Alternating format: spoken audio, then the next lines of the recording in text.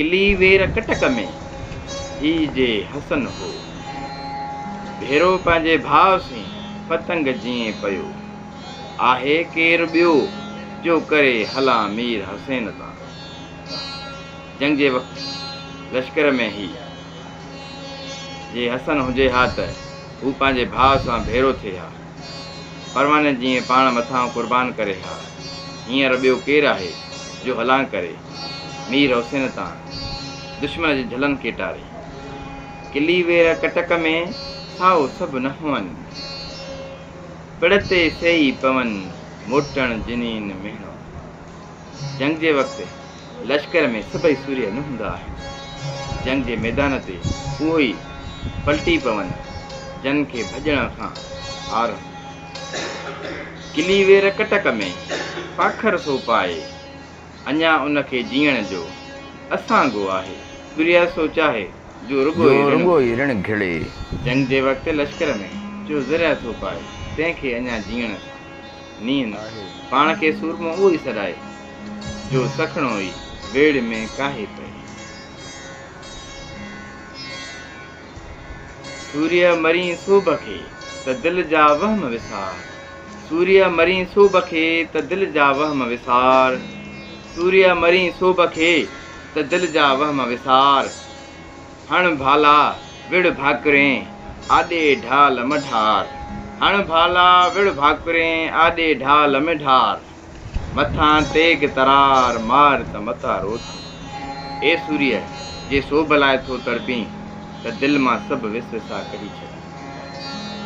भाला हण ऐं दुश्मन खे बख विझी साणसि विड़। भाला हण ऐं दुश्मन खे बख विझी साणसि विड़ ऐं पंहिंजे अॻियां ढाल न झल। तूं दुश्मन जे तरार मथां पंहिंजी तरार फाकाए हण त सूरमो गणजण में अची। ढाल सां न बचाव कर, तरार सां बचाव कर।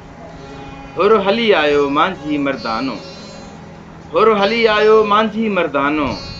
आया आशिक आग जो पतंग परवानो।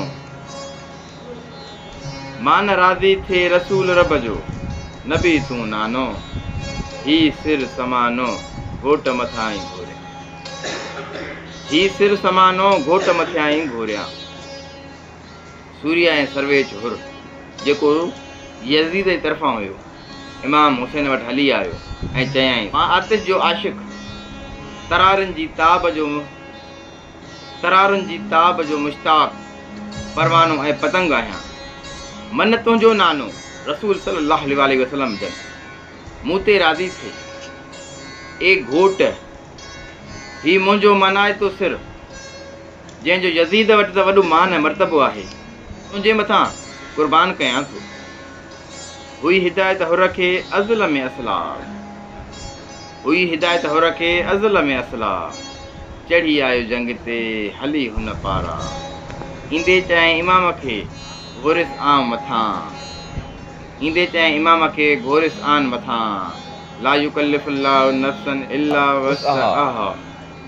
जेका पुजंदमि साव, घोट बि लॻा घाव, सो पिणु शेर शहीद थियो। हुर खे अज़ल खां ई इहा हिदायत कयल हुई इमाम हुसैन तां पाण क़ुर्बान करणु।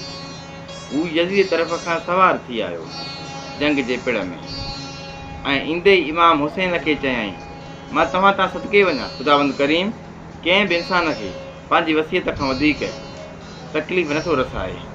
मुंहिंजे वस में जेको हूंदो सो कंदुसि। हुन घोट हुर खे बि ज़ख़्म रसिया ऐं हीउ शींहं मुड़ुस बि शहीद थियो। पाबंग उभो पिड़ में हणी हज़ारी होल। जोहर ऐं जड़ास कामिल सिर कंगोर। रतो रतो रतूल मोलियो मीर हुसैन जो। हीउ सूर्य इमाम हुसैन हज़ारनि जे मुल्ह वारो रुख जो टोप पहिरे जंग जे मैदान में ऊचे ॻाढ बीठो। हुन कामिल खे हीरनि ऐं माणकनि जी जुड़त वारी कंगली सिर ते हुई।